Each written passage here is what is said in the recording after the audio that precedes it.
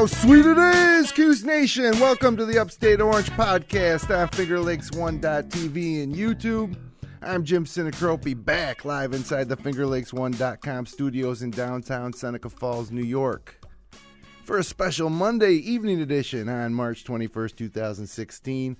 Last week, we celebrated an at-large bid to the big dance, and 1 week later, we're moving on into the Sweet 16. So how far can Syracuse go? We'll talk about it tonight with the professor, Brad Connor, holding on the line. The Upstate Orange podcast is brought to you by Generations Bank with locations in Auburn, Farmington, Geneva Phelps, Seneca Falls, Union Springs, and Waterloo. Be sure to check out their mobile banking app or visit them online at mygenbank.com.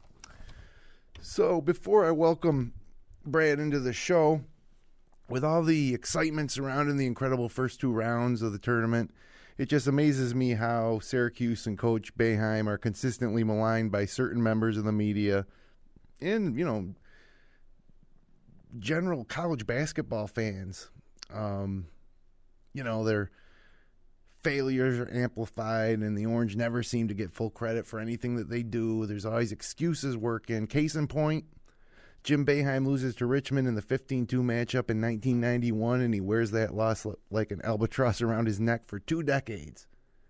Coach K loses to Lehigh. Tom Izzo loses to Middle Tennessee, and it gets brushed off as just a casualty of the madness. When Michigan State loses to Middle Tennessee, Middle Tennessee was underseeded. They're full of NBA players. And Michigan State almost got screwed having to play a team as good as Middle Tennessee State. And then when Syracuse beats Middle Tennessee State by 25, all of a sudden they're back to being that 15th seed, and Syracuse just got lucky that they didn't have to play Michigan State in the first place. Before Syracuse plays Dayton, everybody was picking the Flyers. They were the A10 champs, 7-loss team. Then we beat them by 19 points, and they were an easy draw for Syracuse. Underseeded, a gift from the NCAA after the penalties that Syracuse had to endure. And, now Jom Boeheim has won 7 straight first-round games. A lot of people don't realize that because Boeheim's got the stigma of this guy who underperforms in the tournament, but 7 straight first-round games. Think of all the teams that were ousted in the first round this year, including Tom Izzo, one of the greatest coaches of all time, that Jom Boeheim, could never hold a candle to Tom Izzo. Also, Boeheim now has tied for second all-time in Sweet 16 appearances. So, that's not too shabby. And I don't know how somebody who knows as little about coaching as Jom Boeheim could have the second most all-time Sweet 16s. It must just be because he's coached for 30 years. So, if we beat Gonzaga on Friday night, it'll be the third Elite 8 appearance for Syracuse in the last 5 seasons. And one of those years we were ineligible for the tournament, so really it would be 3 of our last 4 attempts in the tournament would be Elite 8. That's if we beat Gonzaga. So, Jom Boeheim to me is a master. The zone defense is one of the greatest weapons any team brings into this tournament, and he's crafted this program to perform in the tournament. And, here we are again in the Sweet 16. Our program's elite, and our coach is one of the greatest of all time, so everybody's just going to have to deal with that. And with that, let me welcome in the professor. Hey, Brad. Jim, happy to be here tonight. Sorry to make you hold so long. To be here tonight, as a matter of fact. Sure, this may have been our season finale, but how quickly the prospects of this season can change from, almost being delegated to the NIT to now, thinking Final Four maybe. How can you not think Final Four at this point? Everybody at this stage right now has that dream, and there's no reason to think otherwise. Everybody's coming off 2 great wins. There's no reason to think that any team in this 16-team field right now can't make a run to a Final Four and even win a championship, Syracuse included. Yeah, I agree with you 100%. It's a tournament of matchups. It's a tournament where a little luck goes your way. And, I think Syracuse had a little bit of luck, but don't get mad at them for it. It's kind of like yin and yang, a little karma coming around for the Cuse maybe this year. to potentially make the Final Four is a 10 seed. That would be phenomenal. And you look at Gonzaga, they're an 11 seed, so a 10 or 11 seed's going to the Elite Eight either way. And, how much fun did you have this weekend watching these games? All of them. So great. From the Friday game against Dayton, that was a game that, that Dayton was a tough 7 seed, was an underseeded team, and Syracuse, for a half, it was a good game. Syracuse, you could tell they were probably a bit of a better team, and then the second half, they took them behind the woodshed. It was great. Sunday, from the start, a lot of times when Syracuse gets up to a reasonable early first half lead, we see that lead dissipate to the point, and they did, and Middle Tennessee took a lead, but it never got to the point where we felt threatened. And that's great, with all the teams in this tournament, to be able to just coast through 2 games and not have a nail biter, not worry about possession by possession. That's fantastic, and I don't think we have to worry about this team being battle tested by any means. 2 easy games this time of the season. That's best case scenario right there. That's what I keep thinking as I'm watching these other teams, struggle to survive on crazy last second, shots and incredible finishes, and we cruise into it. And I'm not going to say it's because, I think you could have put, let's say, Notre Dame against Dayton in the first round, and they might have had just as much trouble as they had with Stephen F. Austin in the second round, or you know what I'm saying. You could swap out a couple teams, and obviously this Middle Tennessee beat Michigan State, so I think it's a sign that this team and this system, Boeheim's system, really works against the majority of teams in this tournament. It's a good matchup for us. Will Gonzaga be a good matchup? We'll talk about that later. Will Syracuse have good matchups heading right through to the Final Four? Well, we'll talk about that too, but might as well get to the Big Five topics, and the first one goes straight to what I was talking about off the top. And why does everybody hate Syracuse? What is it about Syracuse that draws all this angst from Doug Gottlieb and company? And as I said, general fans around the country will always try to make excuses for why Syracuse has success. I don't really get it. I think Syracuse is a very likable program. I sure like them. Here's the issue, and we're a very media-driven society now, that the media doesn't report news anymore. They, in a lot of ways, make the news. They make opinion rather than report on opinion. And you've got guys like Dick Vitale, who's never been a Syracuse supporter. That goes back to the 80s even. You got Doug Gottlieb, who's the loudest, most obnoxious voice south of Dick Vitale. You have a guy like Pat Forty at Yahoo Sports, who has absolutely had an axe to grind against Jom Boeheim for a long, long time. So Boeheim's made a few enemies in the media, and those are the guys, for whatever reason, that tend to have the loudest voices contrary to Syracuse. And those guys are the ones that are formulating opinion nationally, I think. I mean, I don't think somebody in, Minnesota has any reason to hate Syracuse, hate Jom Boeheim. I don't think that they, would care one way or the other until you've got these national media types that will tell you, Syracuse doesn't deserve it. I mean, you saw Gottlieb after Syracuse got seeded, and he laughed about Syracuse getting in. Yeah. He knew exactly that he had the pool right in front of him. It was all just a farce.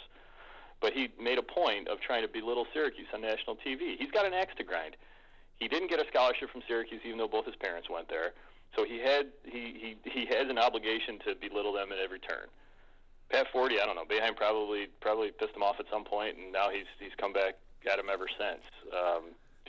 Vitale, who knows? He just is an ACC homer, Carolina, Duke, etc. But I think Boeheim doesn't do himself any favors, and we've talked about that for a long time. That he's gruff. He's kind of a whiner. He's not the slick car salesman like your Patinos and your Caliperis, and the media, laps that up. And that's, we love Jom Boeheim because he's ours. If he wasn't ours, we probably wouldn't find him warm and fuzzy and cuddly. Would we hate the team? No, I don't think so. But they don't play a very appealing style. You know, they play a grinded-out zone. They don't score over 70 points very often, if at all, and that, you know, it's a hard thing for nationally for people to rally behind. But I don't care what other people think. I certainly like Syracuse. I don't see any problem with everybody else hating them. Yeah, it's an us against the world kind of idea. I kind of like that. Yeah, it's really been a consistent theme throughout, you know, my life as being a Syracuse fan. You know, coming up in the Big East, we were the underdogs to Georgetown, and then, you know, after that Indiana shot in '87, it was like Jom Boeheim can't win the big one, and you know, it took a while to get there and win that big one. You think that would have silenced everybody, but no, that didn't. And now, like you say, in this new era of you know, 24/7, 365 media coverage and personalities like Gottlieb and Forty, which, you know, it's obvious to, you know, Pat Forty that Boeheim just didn't, you know, give you the respect you think you deserve as some high-level journalist. You know, Pat Forty's a hack. You know, Doug Gottlieb is a talking head. Dick Vitale's a blowhard. So you can't not argue with, you know, and it's funny too, the way that they consistently come back to it year after year after year. Every now and then you'll get an you know, an offhand compliment maybe of some kind, you know, to try to make themselves appear level. You know, and Boeheim, of course, when he's in Syracuse talking to Boeheim, loves him. But he'll talk about the cupcakes and all that crap. He kind of started this all back in the 80s. But, you know, at the end of the day, he's in the Hall of Fame, Pat Forty. You're never going to be in any Hall of Fame. You know, neither will you, Doug Gottlieb. You'll never be in any Hall of Fame. Not a broadcasting Hall of Fame, not a basketball Hall of Fame. And, you know, so have fun toiling away without any prospects of being in the Hall of Fame. Screw it. They're in the Sweet 16. Yeah, that's exactly right. And I don't care if people think I had to deal with that today, you know, at work and coaching my kids tonight, my sixth graders, and I was giving them a hard time. Hey, who's in the Sweet 16? It's not Xavier. It's not Cincinnati. It's Syracuse. They say, who'd they play? They didn't play anybody. I said, tell that to Michigan State. Yeah. I tell that to, I'm trying to struggle off the top of my head to think of who did Cincinnati lose to in that first round close game? St. Joe's. They lost the buzzer. Yeah, St. Joe. Lost the buzzer, too. Dayton wins the A-10, right? St. Joe's obviously didn't win the A-10 because Dayton did. And, you know, Cincinnati loses to them, and they question that Syracuse didn't play anybody. That's a perfect example. And, of course, if Cincinnati could just have released the ball like 1/10 of a second sooner from his hands, they would have advanced, which is kind of crazy, too. Yeah, you know, and dumb luck happens in this tournament. And sometimes Syracuse is the beneficiary of it, and frankly, sometimes they're not. I remember a lot of games that, you know, one bounce of the ball could have made a difference. 1987. And 87. You know, hell, I remember a couple of years ago, Marquette and Scoop, you know, goes over and back, and then, you know, that one play probably changed the game, and that was a good solid team. Arkansas Moton senior year is another one. And, you know, and even the Vermont game, you know, those half-court shots and stuff. 35-foot three-pointers at the end of the shot clock. Yeah, I mean, all those things. You know what? One play that worked in Syracuse's favor, they didn't allow that three-pointer at the end of the shot clock against Middle Tennessee. Had that shot gone down, who knows? Sure, it changes everything. It really did. I think it did. Yeah, I agree. It's kind of how it goes. Syracuse kind of went on a run, didn't look back after that. And, yeah, like you say, it's you play who's in front of you. We beat them, we move on. You know, and it's an organic thing, because the same team that might look great one game looks bad the next. It's matchups, but it's also just, you know, you get on a run, and one, you know, they're 18, 19, 20-year-old kids. You're not going to get the same performance night after night, but you got to play who's in front of you, and they've done that. Some years it's worked against them. Some years they have to play Michigan State in Auburn Hills, Michigan. Other years they get to play Middle Tennessee State in St. Louis. You know, I mean, it's sometimes it works, sometimes it doesn't. Yeah, and of course Duke, you know, had a tough road of it. You know, after the first round game, having to play Yale, who all of a sudden Yale, oh boy, what a challenge for Duke. You know, Yale is the champs of the Ivy League against almighty Duke. So and they were fortunate to hold them off in the end. So, yeah, and at the end of the day, like you say, we're in the Sweet 16. So the next question is, what's working for the Cuse that wasn't working a couple weeks ago? The zone is solid right now.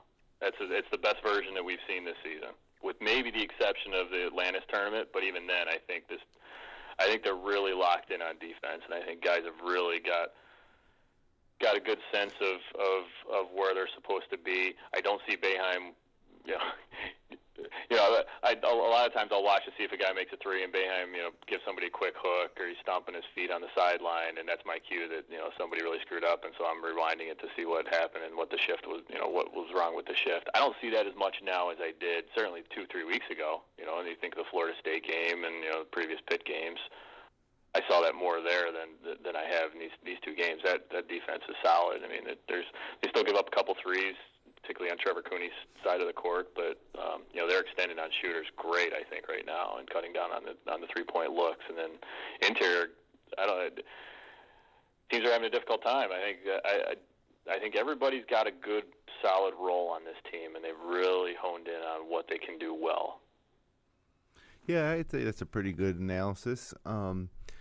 Obviously, Benajay, especially the last game, just continues to improve on his draft stock. I mean, anybody watching that Middle Tennessee game any NBA scout had to kind of be salivating. He looked like an NBA stud, and honestly, he's one of the best players in the country. I think if you're starting a team and you're looking for a shooting guard, it's hard to pick somebody over him. At this point, the way he's playing, and really the way he's played all year, to be honest with you. And then you got Tyler Lydon all of a sudden stepping up and playing the way he did off the bat and a little more consistent.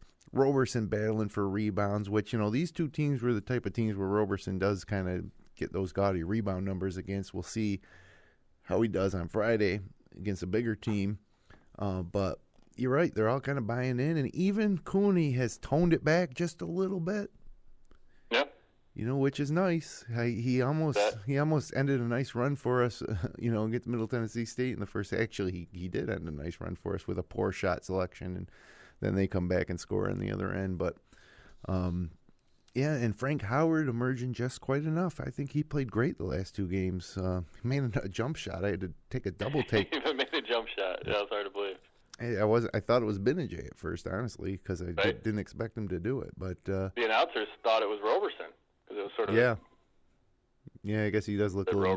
Roberson tends to hit. I mean, Benajay was perfect from 2-point range yesterday, 7 for 7. Yeah, that's your point guard, right? Yeah, not bad. No. So it's kind of just like everything that we've thought this team could put together. They're starting to put together. So can they avoid an off shooting night against the Gonzaga? Let's hope they don't have to. But. Yeah, it's and Malachi Richardson. We didn't even mention him. He's great against Dayton. Yeah, and so maybe one game it's Richardson, another game it's Benajay, and hopefully Cooney can have a big game one of these games here, and before you know it, we're heading to the Final Four maybe. So that's what we've been saying with this team. They've got a lot of offensive weapons. They just play at a slower pace, but yeah. A lot of those guys can take over a game. Benajay, Richardson, Cooney has been known to. I don't think we necessarily count on it. 1 out of every 10 games. He's a matchup problem. I mean, neither Dayton nor Middle Tennessee had any answer for him. Now they weren't using him quite the degree. I mean, so 14 points is that's solid, and he probably, given the number of touches, 14 to 14, he probably could have maxed out at about 20. Made some more free throws against Middle Tennessee. Knocked down a few more threes against Dayton. He doesn't touch it nearly enough to go, for 25 or 30, but he can go inside, he can go outside, and I look forward to the matchup against Gonzaga with Kyle Wiltshire because they're very similar players, even size-wise and skill-wise. Wiltshire's he's going to be an NBA guy, and I'd like to think that Lydon will be too, and that maybe neutralizes some of the advantage we had with Tyler Lydon on the floor in the last couple of games, but we may see him rise to that occasion too. Yeah, well, that should be fun. We'll talk about that Gonzaga matchup certainly coming up here, but everybody, it always seems like the tournament that you're watching right now is the greatest one of all time, but man, this might be the greatest one of all time so far. The first weekend And looking back at it all, it's hard to believe it could be topped off on Sunday night with that incredible, Northern Iowa collapse. I've never seen anything like that. Sick. Let me just make sure I got my facts straight here. There's about 35 seconds left, and Texas A&M was down 11, maybe 12, right? They were down 12 with 44 seconds to play, I believe is what it was. They were down 10 with like 33 or something. And Northern Iowa scored a basket in that time, too.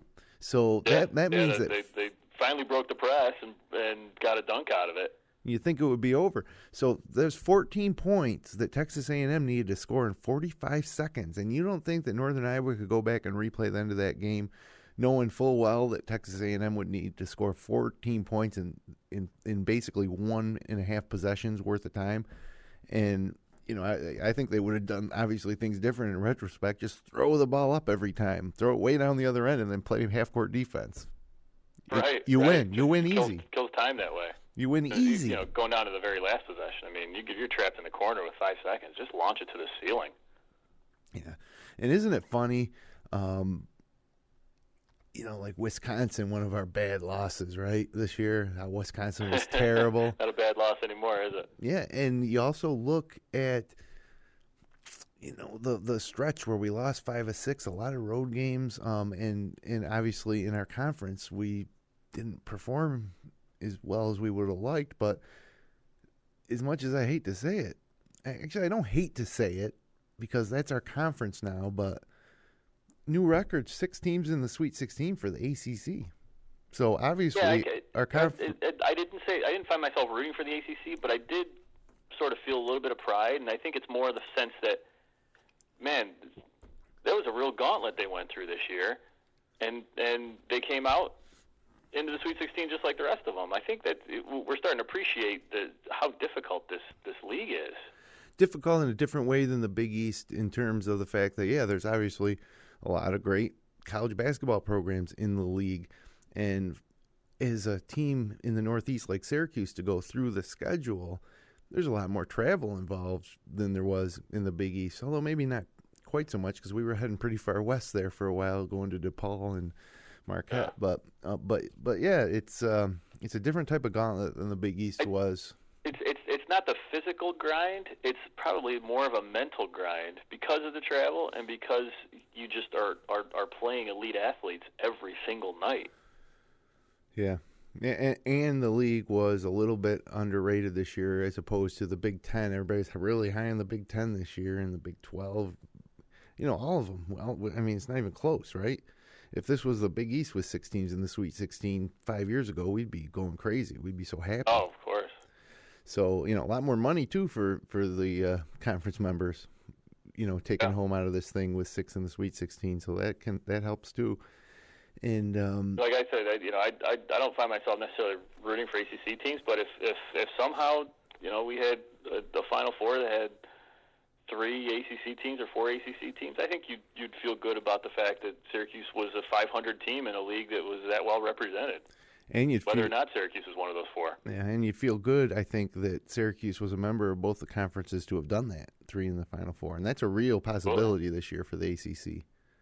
Absolutely. Which, like I say, 5 years ago would have been a nightmare. Now it's like, okay, and the thing that we got to come around to, as much as we've talked for the past 2 years about how much, we hate it, is that this is our conference. So it's counterproductive to, root against the ACC getting 6 teams in the Sweet 16.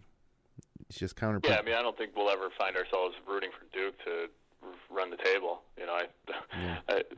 Probably in the same way we wouldn't have necessarily found ourselves rooting for Georgetown to do that either back in the Big East. Yeah, back in the 80s, I did. You don't have to like it. Yeah.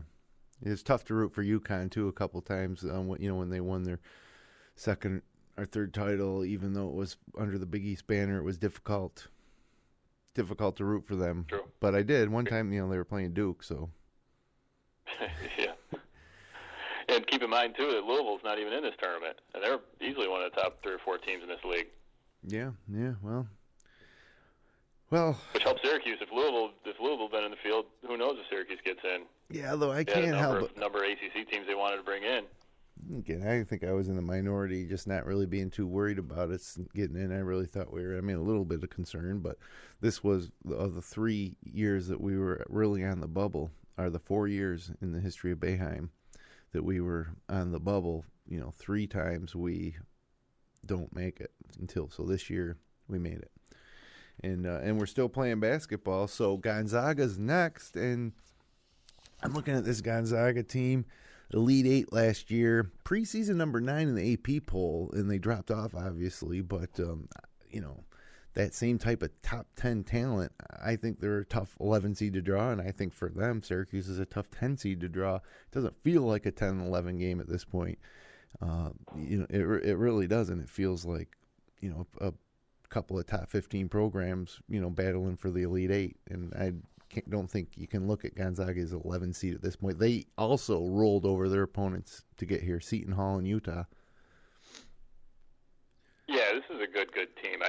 This is, if you remember back when Syracuse was in the Bahamas. This is what we thought was going to be the finals. We thought it would be Syracuse. That's right. Gonzaga, yeah. And now we're going to have it in Chicago in the Sweet 16. And they're a team that's battle tested. They've been there before, but they turn guys over too. And so we know a couple of these guys, but I will admit I don't know a whole lot about them. Their games are on after I go to bed, but we know a couple of the guys, and they present some matchup problems for Syracuse. Wilcher is a matchup problem for everybody in the same way that Tyler Lydon is, and Sabonis inside. He's one of the elite big men that I don't think Syracuse has seen too many guys of his caliber, and that I think they could potentially struggle. I think it's a team that shoots a three well, but has an interior presence, and to be able to have that inside out, I think those are the types of teams that give the zone fits. And they're going to have a couple days to prepare for it. Had Syracuse been able to play Gonzaga on a weekend with a 2-day rest rather than a week to prepare, sure, I would have. I think Gonzaga would have had a more difficult time preparing. Would have had a more difficult time being ready to battle that zone. I can guarantee you that they haven't seen a zone like Syracuse's. Yeah, and that's our huge advantage right there. We're obviously at a disadvantage up front. Sabonis is 6'11", averaging a double-double. Wilcher, one of the best stretch fours in the country, 20 points per game, 43% from three, 86% for free throws.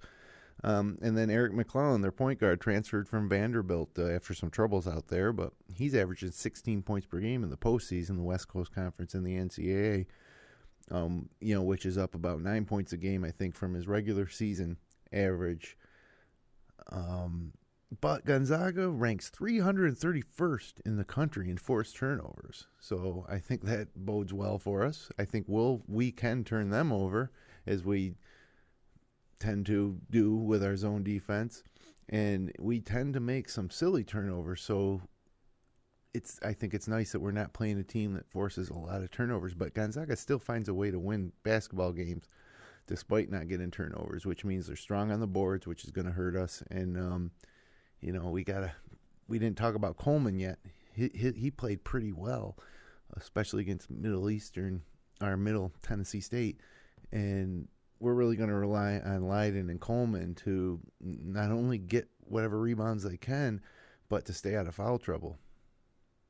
So yeah, Coleman's going to have to be physical. He obviously has the skill set to do that, but he needs to hold down the interior of that zone. I don't think if Coleman gets in foul trouble, you can rely on Lydon to body up against Sabonis. I think that's going to be a real challenge for him.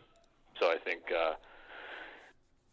Coleman staying on the floor as much as possible, and Roberson being able to rebound like he did, certainly against Dayton, but even against Middle Tennessee. And, as you say, Roberson tends to take advantage of teams that don't really attack the glass very hard. I don't think that's necessarily what we're going to get out of Gonzaga, but I saw pretty active Tyler Roberson both games this weekend, and that was encouraging to see too. Yeah, I find myself kind of with this. I felt pretty confident on the Dayton matchup, pretty confident, obviously, on the Middle Tennessee State matchup. I find this, I'm like 50-50. I'm trying to find some advantages where it will tip us in our favor, and I think the zone defense might be that advantage, but I don't know if that's going to offset our lack of relative size up front, and it's not necessarily physical size, it's just how big they can play or have played. So, it's almost like a toss of the coin. But at this point, a toss of the coin to get to the Elite Eight, I mean, my God, I would have given half of my paycheck a couple weeks ago to get to this point.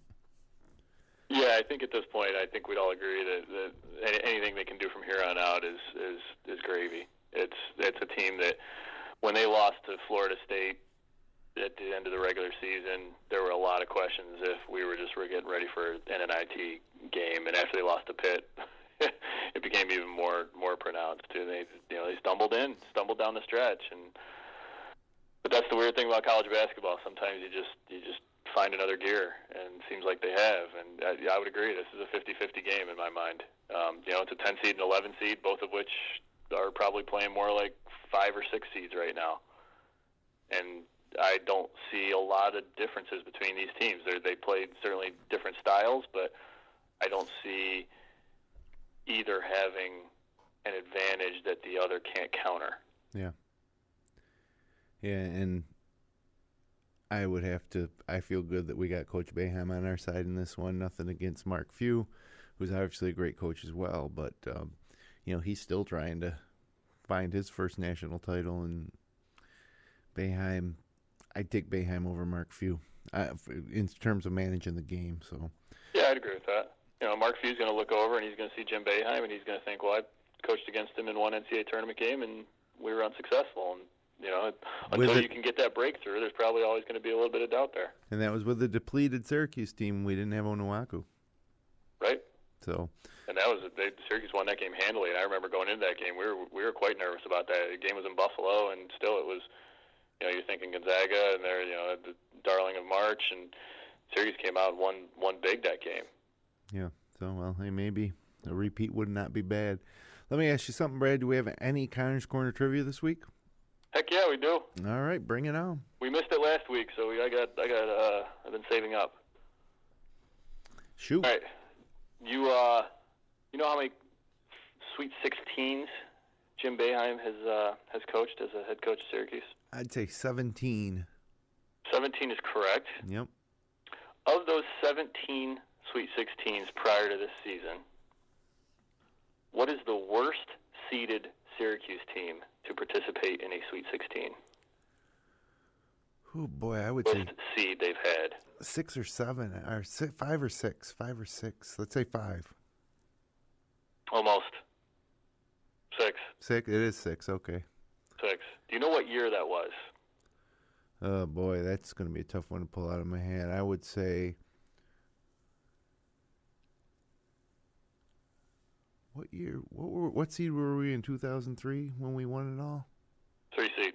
Oh, we were 3. Yeah. Oh boy, maybe one of the Damone Brown years, or in the 90s. Not a bad guess. In '98, Syracuse was a 5 seed. That year they lost to Duke in the Sweet 16. Yeah, I really. I think Damone Brown was on that team. I couldn't pull a year out of my hat here for this one. 2004. Oh, the year after. Syracuse was a 6 seed. With Akeem Warwick and Jerry McNamara. Correct. The year after they won the national championship. They beat BYU in the first round. McNamara went crazy, had 43 points. Yeah.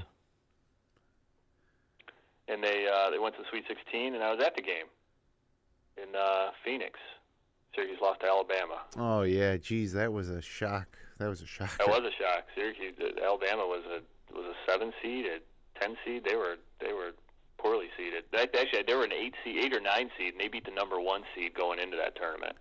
Yeah. Or in the second round of that tournament, and thought, hey, Syracuse's path is, they were getting ready to play UConn. Huh. It would have been Syracuse-UConn in the Elite 8 to go to the Final Four. Yeah, instead. And, I think that Alabama caught Syracuse maybe looking past them a little bit, looking toward that UConn game. And could be. I remember the Alabama team had good quick guards, and they really handled us pretty well. It wasn't much of a game. Mark Gottfried, I think, was the coach, now the NC State coach, if I'm not mistaken. Oh, wow. Yeah. So before this year, the 6th seed was the worst they've had. Here's some trivia. I'm not even going to ask the question, but in those 17 Sweet 16s, obviously they won the national championship once. So they lost 16 times in either the Sweet 16 or beyond, Elite Eight, Final Four. Of those 17 times that or 16 times that they've lost, 7 of those losses, so almost half, were to Big Ten teams. Wow. Which is crazy. It's just it seems random. Illinois, Michigan last 2 times State, they've been in the Sweet 16, they've lost Michigan, to Big Ten teams. Yeah, well, I got Indiana, Michigan State, Illinois, Minnesota. Did we lose Minnesota? Minnesota in 1990. Yeah, that was another one. Who else am I missing? Not Purdue. Last 2 years, or last two appearances. Well, Michigan in the Final Four. Mm-hmm. And then last 2 appearances, huh? Jeez, how can I'm pulling out Minnesota from the 90s. I can't even think of the last 2 years. Mm-hmm. Well, we know it wasn't Penn State. No. We know it wasn't Rutgers. No. Yeah, help me out here, Brad. What am I? I don't know. I'm drawing a blank. In the Elite Eight. Oh, Ohio State, of course. Yeah. Yes. Ohio State in 2012. They lost to Michigan, lost to Ohio State, lost to Michigan State in 2000. In that year, the Michigan State won it all, and we practically played them on their home floor. Minnesota in 1990 in the Sweet 16. Illinois in the Elite Eight. That was a great Illinois team, if you remember. Battle and Gill. That Syracuse team was good, too. That was a great, great game. Yeah. That was... Unfortunately, Indiana's one we remember. And in 1980, Syracuse was a 1 seed and lost to Iowa in the Sweet 16. Oh, yeah. I read about that in Boeheim's book. I vaguely remember those days. I remember Syracuse getting into the NIT after being snubbed by the NCAA and playing and going all the way to the final and losing to Tulane or Tulsa. Tulsa. I remember listening to that game on my radio because I wasn't even on TV. Yeah, we were in 3rd grade. Yeah. We were. I was Awful. in 3rd grade that year. Huh. All right, I got another one for you. So I see a potential matchup in the Elite Eight. I'm not by any means looking past Gonzaga, but I can see Syracuse and UVA matching up in the Elite Eight with a berth to the Final Four at stake. How many times has Syracuse played a conference foe in the NCAA tournament? Well, Marquette twice. Once we lost with Scoop. The other time we beat them and went to the Final Four. Providence in the Final Four in '87. That's correct. That's 3 times.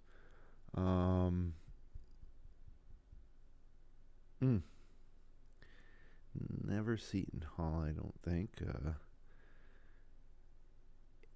That might be it, but it can't be. There must be someone I'm missing. I'm going to say 3, but there's got to be something I'm missing. So I believe the answer is 3, but it might possibly be 4. And at first, when I had done the research on this, I wrote down 5, but then I fine-tuned and I realized that's not the case. So in 1980, again, that year that Syracuse lost to Iowa in the Sweet 16, in the round prior, they beat Villanova. Not conference mates at that time. Not conference mates at that time. That was the first year of the Big East, and Villanova was not in the Big East that year. They came in a year later. Okay. So they were going to be conference mates, within a couple of months of that game. But at that time, they were not conference mates. Now, the year prior to that, 1979, Big East wasn't in existence. But Syracuse beat UConn in the second round of that tournament. Now, my guess is they were probably both part of like the ECAC, whatever. Yeah, but that wasn't really that was just a giant conglomerate of schools. Right, it wasn't. Yeah. So the correct answer, I believe, is 3, because I'm going to throw out the ECAC as being just a conglomeration rather than a conference. Right, and I think you're right to do so. So yeah, 3. All right, I got one more for you. So again, if that Syracuse UVA game comes to pass, Syracuse would not only play a team from the same conference, but play an ACC team in the tournament. How many times has this team played another ACC team in the tournament? How many times has Syracuse played an ACC team in the tournament? Correct. Okay, we got Georgia Tech. We lost to Mark Price. I might remember the losses better than the wins, but Georgia Tech. Mm-hmm. Okay, that was 1. Yeah. What year was that? You remember? 1985. 85 is correct. Good call. Okay. We had to play them at the Omni in Atlanta, Georgia. A bunch of crap that was. Yeah, Mark Price against Pearl, the Pearl. Good team. They had John Sally and Mark Price. That was a real good team. Dennis Scott. Yeah. We had a great team, too. Yeah. Pearl and Addison. Duke, twice we've played, right, in the tournament? 1-1, lost one? Only one in the Boeheim era. Oh, yeah, we can only count. 1966. So we're only counting Boeheim here. Okay, so Duke once. North Carolina twice, both times successful. And both times Correct. to go to the Final Once. Four, right? Only once well, you tell me. Well, we beat them, obviously, in 87 to go to the Final Four. Right. J.R. Reed and Company against Derek Coleman. Yeah, that's the only time in the tournament. They've played in preseason tournaments multiple times. Okay, so we got those three. NC State. We ever play NC State? I seem to remember playing NC State in the tournament and beating them. You're misremembering. Okay, forget about that. Florida State. We ever run up against Florida State? Seems like we may have. Incorrect. No Florida State. Virginia in the early 80s? No. Yes. Yeah, okay. 1984. Ralph Sampson? Also in the Omni in Atlanta, Georgia. They played in the Omni 2 straight years, surprisingly. Wow. Ralph That would never Sampson happen. was. I don't think he was on that team because I think he was done in '82. I want to say when he was you're right. A senior when Ewing was a freshman. Yeah, remember because that was the epic battle for all ages. Yeah, 84 was the Houston Georgetown final, wasn't it? Yes. So yeah, Ralph Sampson was gone. Yeah. I can't remember when Sampson was finished. I want to say he was finished in '81, maybe '82. No, '82 because he played against Ewing. Yep. So there was that one against Virginia. Yep. Yep, and Virginia won that game, for the record. Yeah. Geez, that might be it. I'm probably missing one or two, but There's two others. Okay. You got 4 out of 6. Okay. And Maryland. We played Maryland. We did play Maryland. We lost to them, didn't we? Nope. No, we beat them. Okay, good. Any idea what year? No. So the time that Syracuse played Maryland in the tournament, it was a matchup of the previous 2 national champions. Oh yeah. Okay. Yep. 2004. So the year it was sandwiched in between the Jerry McNamara 43-point game and the Sweet 16 loss to Alabama. And it was a second round game. What's that? Was that a second round game? The second round game in Denver. Okay. Syracuse beat Maryland by 2. Good. Okay, and then there's one more. So It was kind of an obscure game. Clemson. Hard to remember. Clemson. I don't remember any details from it. We beat Clemson. No, God, has Clemson even made this tournament ever? You might be right. Miami doesn't. Yeah, made this is tournament, not going but to not be very often. Not going to be Miami. Jeez, I've gone through them, almost all of them, haven't I? Oh, Wake Forest. No. Oh, okay. Syracuse played Wake in the NIT, I think, once, but never in the NCAAs. Well, let me give it to me because I'm just naming teams at this point. Another game against UVA. Oh, a second time against Virginia. Okay. Yeah, 1990. Oh, played Virginia yeah, in the yeah. Richmond Coliseum in Richmond, Virginia. Yep. So another practically home game that Syracuse had to play. As a second seed, they were number 2 seed and had to play Virginia in Richmond in 1990, and they happened to win by 2. Yeah. So. Followed up by a loss to Minnesota. Boy, we're certainly a lot of these things. It seems like they were poor draws for Syracuse, for a team that the NCAA supposedly loves so much that they laid this tournament right out for us by putting us against Michigan State, who may have been the worst matchup for us in the whole tournament, is a potential second round matchup. So somehow it worked out. All right, good trivia, Brad. We're running short on time. Is that all you got? Yeah, that's all I got for now. I could go more, but that's good for now. Yeah, no, that's great. Sweet 16 trivia. Maybe next week we can do some Final Four trivia. But I would love to produce some Final Four trivia for next week if possible.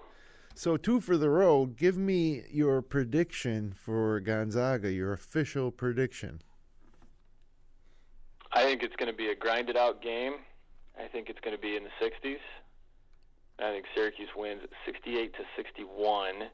I think Michael Benajay scores 24 points, and Malachi Richardson has 17, and Leiden has 12, and Cooney only misses 5 3-point shots.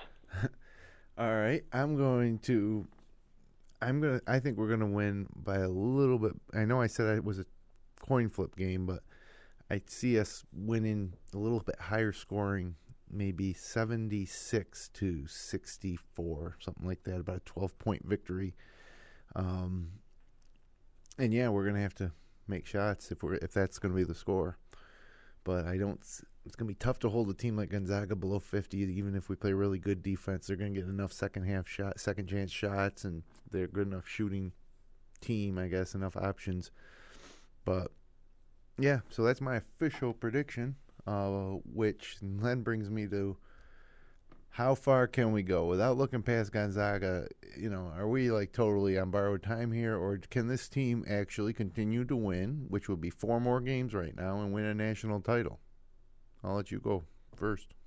I mean, as I said a while ago, earlier in this podcast, I said any of these 16 teams has the ability to put something together and win this thing.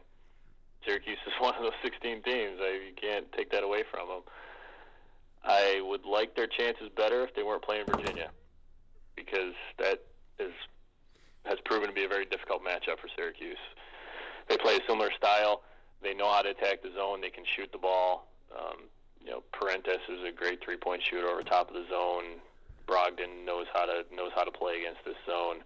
Yeah, I hate that, but they might not win. It might not be Virginia. It might be Iowa State. I pray that it's Iowa State if Syracuse happens to get past Gonzaga. I will be rooting hard for Iowa State in the first game on Friday night. I can assure you of that. Who's the pressure more on though? If it's Virginia, Syracuse. The team, as they say, it's hard to beat a team 3 times, right? Not only that, but Syracuse has already accomplished a lot of the stuff Virginia could only dream to accomplish. So this particular team is, like I said, running free and easy. If they happen to lose that game, everybody's still like, great Syracuse, and Virginia fans would be saying, man, these guys can't win the big one. Yeah, that's true. There's all the expectations around Virginia. There's no expectations on this team at all, on this Syracuse team at all, and that plays right into Coach Boeheim's hands. I mean, that's what we've seen with some of the successful teams. 96, yes. 96. If we were to have had this podcast in 96, leading into the Sweet 16, we'd probably be saying the exact same things. Right. Yeah. And they really had the Georgia game was really something, but even when they got to the Final Four, it was an easy win over Mississippi State, and that was a team with some big guys. Eric Dampier was one of the best players in the country that year. Yeah, so I think that we can go all the way, or it could end here. I mean, I think every game, even if it is Virginia, you could almost flip a coin at this point, especially with this team, because can Benajay carry us? Sure, Benajay can carry us. Can Richardson step up and carry us when Benajay can't? Sure. I think the key is to us potentially winning a national championship. We need Cooney for just one game in this stretch. It might be Gonzaga. If he does it, then good, he's done. It might be, if we're fortunate enough to get by Gonzaga, it might be against Virginia. It might be in the championship game. Who knows? But we need Cooney to have one of those 7 3-pointer games that he hasn't had in 2 months. You know what I mean? I mean, that. Unfortunately, I do know what you mean. I know exactly what you mean, and that scares me a little bit. Just one. I'm not asking, I'm tempering my expectations for Cooney, even though I got the number 10 jersey on right here. I see. Is that a Johnny Flynn jersey, or is that a Trevor Cooney jersey? That is a Johnny Flynn jersey, but, it's funny, too, because I was wearing it. We were down at Seneca Falls Country Club watching the games Friday night, and then we had so much fun that we went back down there on Sunday night. And 5 flat screens down there. It was a great crowd. Dandy Dave Barnick was there. And nice. And it was a lot of fun watching the games down there. But as I was lamenting Cooney for doing something, somebody pointed out, "Geez, why are you so hard on the guy? You're wearing his jersey." And I'm like, "Hey, dang, you're right. I got Trevor Cooney's jersey on. What's going on?" But yeah, one game Cooney, 7 3-pointers. Cooney alone can provide us a win. So one of those he four just needs wins. to get space. If he's set and he can make it, if he's too often he's fading to the side and he just forces it. They've got to be able to get him in space. Yeah, and which they can do if they've got Richardson getting to the rim, they've got Leiden spacing the court, and they've got Benajay getting to the rim. They've got a lot more capable weapons now. I think that, I think the more that Richardson plays an inside-out game and he doesn't settle for outside shots, the more dangerous it makes Trevor Cooney because he can get space and can get a clean shot off. True. Although sometimes when Cooney's too wide open, he misses even worse. I guess there are no guarantees, unfortunately. And how about that alley-oop pass Frank Howard made? You know the one I'm talking about against Middle Tennessee? I think it was Middle Tennessee. The alley-oop to Leiden, I think it was just such a great pass. I just get so excited when thinking about what a great passer Frank Howard is. And it's an element that this team has missed. Yeah. I was actually pleased. Cooney, I didn't look at the season stats, but he had 4 assists in that game. He was actually looking to drive and kick a few times. It had to be a season high. I don't think I'd seen much of anything of that this year, which you would hope from a fifth-year senior guard. But I thought they distributed it pretty well. And if Frank Howard can be that guy, I mean, he only gets 10 minutes to run, but the more he's in there, he's not really looking to shoot, which sort of makes the defense be able to exploit the other 4 guys. But he sees the angles that a lot of guys don't see. Yeah, he's a pass first guard, and that's something that this team benefits from. And next year we're going to be talking about him as the point guard leading us into the year, and I'm comfortable with that. I'm really happy with that, especially seeing that hopefully he can put in some work on the off season with his outside shooting, and this experience that he's gaining now. And all our young guys are gaining right now. It's invaluable. I mean, they weren't going to gain this type of experience in the NIT. So that's another added benefit. Leiden sort of blossoming here in the last week or two. I mean, he doesn't look awed by the situation at all. He can put the ball on the floor. He's not hesitating. He knows what he wants to do and he knows what he can do, and he just goes ahead and does it, which I didn't see that. And we saw glimpses of it early in the season, but then he sort of went through a bit of a freshman lull. But now, I mean, he's they say they're not really freshmen anymore. I would argue Frank Howard probably still is a freshman because he hasn't really gotten as much time this season. But Leiden and Richardson as well, obviously. Leiden, I'm as comfortable with him in the game as anybody, and I think he's as much of a credible threat as really anybody on this team, maybe aside from Benajay. Yeah, I'm with you there. And real quick here, I'm looking. Yeah, here it is. Gotta find it here. Where did it go? Here it is. Okay. I was watching the game with Kevin Korzeniski at the Country Club, and he says, "You know who Tyler Leiden reminds me of is Gabe from The Office." Now, you remember Gabe from The Office? I saw something about that today. Yeah, I made an internet meme, for it, and there I got it up on the screen right now for our viewers at home. I called it the Q Scranton connection strikes again. So I said, "Yeah, he does. He looks like Gabe. That's what he looks like." So. Well, Brad. As long as he doesn't have the mustache gone. That's right. Gabe never had a mustache or any facial hair, I think. No. Well, he calls his mustache Rico. So, here we go. Now a little note quick on next week's show. I'm going to Myrtle Beach. I'm gonna be down there by Friday when Syracuse plays, and then hopefully when they play Sunday, I'm gonna be there through Thursday to Thursday. So. We're going to, at some point, probably Monday night, we probably are going to do a show from Myrtle Beach, whether it's live or taped, I don't know. In the event that Syracuse wins, you can count on it. In the event that Syracuse loses one of these next 2 games, we might hold off on our final episode till we get back. So it's kind of up in the air, but of course, check out the front page at fingerlakes1.com or fingerlakes1.tv for the schedule on what we decide to do. So other than that, I'll be here in Cincinnati the whole time. Yeah, well, hey, it's a lot to look forward to this weekend at 9:40 p.m. on Friday night, which we're lucky if it starts at 9:40. You're looking at more. Those things always start late. Yeah, I mean, we're don't get me started on the rant of having 4 games start after 9 o'clock on a Sunday night when you got single games going on all day. And you could have an entire podcast about that. Yeah, well, podcast for another day. Right now, we're talking Sweet 16 action, baby. Bring it on. Love it. So, Brad, enjoy the game, and let's hope that we're sitting here next week talking about the Final Four. It can happen. Nothing would be greater. It can happen. So, thanks everybody for joining us on another edition of the Upstate Orange podcast. We'll be doing something next week, as I just mentioned, so stay tuned and keep an eye on the front page at fingerlakes1.com or fingerlakes1.tv or our YouTube channel.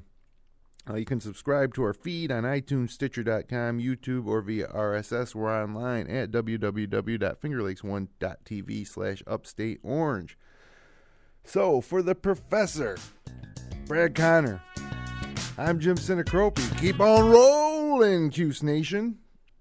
And, oh boy, I hope that's not a sign of things to come, having the old outro freezing up. But, hey, you know what I'm talking about. One game at a time. Come on, Cuse. Let's go Orange.